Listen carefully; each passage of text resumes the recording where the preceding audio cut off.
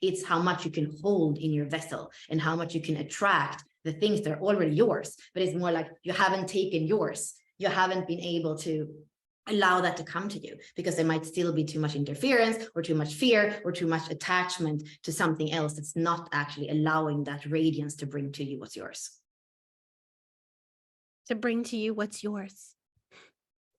I'm just going to echo that.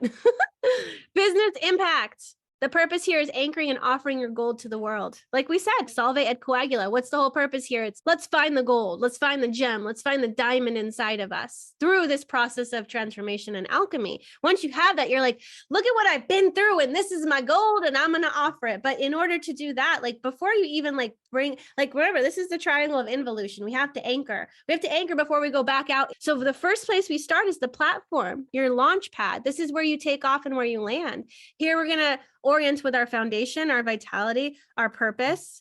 And the whole purpose of this is to create a sustainable routine and process for maintaining this core stability so that you are rooted in yourself, which also allows you to bring through your expression and creativity in a grounded, unique way. We don't want to be ungrounded. Then it just feels so scattered, fragmented. We want to be grounded in our body, in our being. And through that, we unleash more life force through ourselves and into the world. Do you want to expand on that, Bella? Yeah, I would just use the analogy here with the path of integration in the gene keys because it has the similar word, purpose. You're anchoring in your purpose in your hologenetic profile. And that's also what allows your brand to be expressed, which is that life's work or brand thing. And in the middle, in between, you have your heart and you have your life force. So here we're really making sure that we're anchoring in the most dense, which is the body, the foundation, like inner stability, understanding what your inner stability comes from, and then being able to also activate, circulate, harmonize your life force, your kundalini. Like we can't do this and not speak about the hygiene of the body, our sexual energy, the energy that creates life. The energy is also connected to power and sex and money. Power and sex and money is something that we need to look at. We cannot do anything that speaks about leadership and not look at these things that are walking the line. We can use them for good or for bad. The devil's card in the tarot, the 15. Are you allowing those things to actually have you become like a slave, or are you using this life force in a way that is more constructive? And that's where we're going to have to look at those places. But it's also powerful when you can start feeling that unique flow that's in you when you become the keeper of the keys. Here you can also speak about the middle pillar in the body graph. You have the mutation force in the 360. You have the keys in the 214. You have your unique voice in the 1-8. And then you're currently translating that into the world, 2343. And then you also have the inspiration and connection to inner truth and to greater mystery. Like then you're connected with human being. You're an antenna between Mother Earth and Father Sky, between embodiment and awareness. So that's very much here. The same way that when we looked in the other part, in the alchemy, we were seeing how we have tests where, have you done your shadow work? Well, here we have a test. Have you done your embodiment work? Or how can we still together go to those places to make sure that you have a daily practice, that you are doing all the things so that you can live in your body in a way that is empowered, and not in a way where you want to run away. To allow us to get into this core stability so that we know what's up and what's down, so that we have an orientation of sorts. Imagine if a plane was upside down and you're like, I don't know what's up and down. Everything looks the same, right? We want to make sure that we're landing on the runway and we're taking off into the sky. We want to make sure we know what's up and down, and that we have an anchor here to our body, to this world. We're not too out there. It's about being human, not moving away from the body, saying that it doesn't matter. Ascension is leaving the body and the body doesn't matter. So we're coming back to that. And we're increasing our core stability and life force and life quality by working with these things and anchoring into our soul purpose. So we want to learn what brings us back to our center and how to recalibrate when we're off balance. So that's why we go into foundation, vitality, and purpose. Okay, next, after we have that anchoring, where you take off, where you land, we're going to move into the movement. This is the trajectory of your soul. How would you describe this part of the journey, Bella? If the platform is very tangible, the movement is intangible. So to not think that with your little ego mind, or that I know with my little ego mind, what the trajectory should be. Because some of the biggest left turns in my life turned out to be the most fertile soil again for my growth. So knowing that here we're speaking about quantum leaps, and we're speaking about, you could say, a pull that is actually the karma and what your soul knows, and then the North Star of where your soul wants to go to evolve. So you have that polarity, and this is actually programming partners or polarity points in your astrological mandala that you can see, and that will be, they are mirror opposites. And one is what you know, and one is where you're going. And then we have the spark, which is also coded by the time of your birth, that's going to tell you how to quantum leap, because it's good with gradual steps. I'm Taurus. It's very good with gradual steps, but it's also time for quantum leaps. We're going into the Aquarian age. We're going into things falling apart after 2027. So we need to activate this ability to quantum leap, and not just take a little step every day. Yeah. And being able to quantum leap, it comes from being able to orient when something shocking or new or crazy comes into your life. It's like, how quickly can you pivot? And I remember in the chat when we were doing the masterclass, I saw pivot. Like, how easy is it for you to pivot? And I'm going to read some of the things that we were coming up with yesterday as we were going through this process together. Can you make magic from the mayhem by innovating with the chaos instead of running from it or being shocked? Can you discover how to dance in the rain so that when a storm comes your way, you rise to the challenge instead of collapsing? And learn to pivot and recalibrate more quickly when an unexpected event tries to take you off center. So we're going to make friends with the pressure that has taken you out before so that you can create diamonds that others will swoon over. Can you make diamonds of any situation?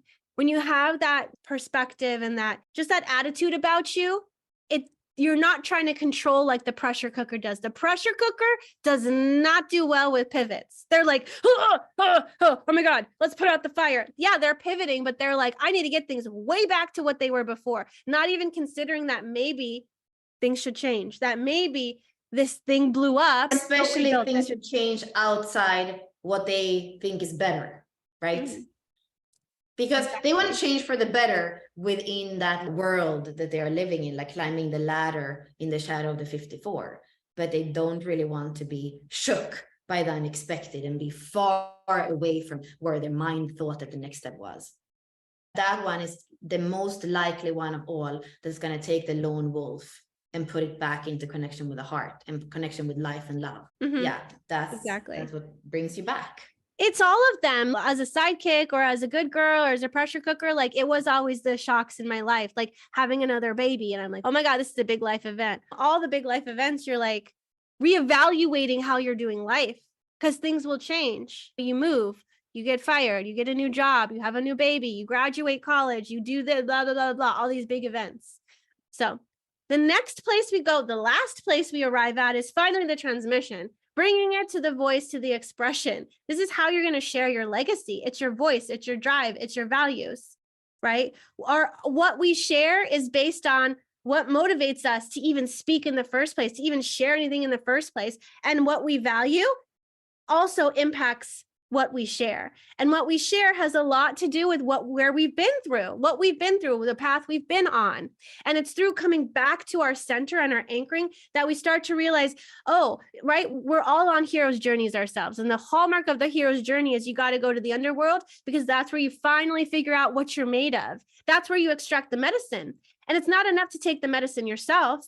There's a deeper purpose and pull for the hero to go back home and share that medicine and be like, this is what I've learned. And I know that because I care, because the lone wolf doesn't give a crap about sharing the medicine. It's, yep, this is mine. All right, bye. Peace out. I'm going to go because I can't trust any of y'all. But when you include the heart and connection, you're going to feel that pull. Like, I can't stand inside of my bones that humanity might be facing the same struggle I did. So I have to go back and I have to share my message. Maybe somebody like Joe Dispenza, he gets paralyzed and then somehow he heals himself through all of the things that he does. And he's like, hey guys, I used to be paralyzed and now I'm walking and you can heal yourself too. Same thing with Louise Hay. She's like, you can heal your life. You just got to start to interpret the messages your body's telling you.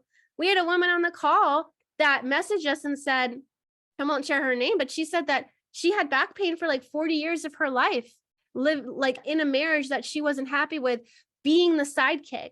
And she felt a lot of resistance to spending 4 hours on a call because what am I sacrificing? Is my back gonna hurt? What's happening? When her back started to hurt, she oriented with the sidekick, and then her back pain went away. It was like, hallelujah, you finally heard me. Stop being the sidekick, and I will not bring this pain into your body, right? The pain will come back if we still keep being the sidekick. Did you listen to me? I told you that this was the reason why your back hurt. Are you going to do something about it? Like, how are we going to transform this archetype? So here we're coming to this place where we can share our message with the world. And how do we uniquely share that? You know? Anything else to add about this? Yeah, and with this one too, it's coming up to the conscious. So when we go into the transmission, you're going to be like, oh yes, that's what I stand for. Oh yes, that feels right. In my case, one of my keynotes here is feedback. I know that I am much better in response than when I sit with a wide screen trying to come up with something to say. So there are going to be keynotes here also that help you to bring out that transmission and knowing how you do it the best. Some people are amazing with podcasts in a dialogue, and some people are much better to just go out there and speak. Ashley is very good at going live herself. That's like the worst thing I could ever do with all my fourth lines. So just knowing what's different if you have in those activation a lot of fourth lines or a lot of fifth lines, it's gonna change. It's also a little bit different depending on your aura type and your inner authority. So just bring it all together to understand how do you best share what you stand for or your legacy in the world. This kind of brings us into the next thing too, although it's not linear. It's not that we start with one and end. So you see here, so when we have been then in that transmission, we go back to the expansion codes, and then there is another layer of expansion. So it's constantly including and embodying more, including and embodying more, including and embodying more. And you can go counterclockwise or clockwise, or you can look at what's the polarity point of this wheel, like what's on the other side, what's the relationship between your transmission and your lead or your illumination codes. So it's not a fixed system, it's a framework. It's still a living transmission in a way.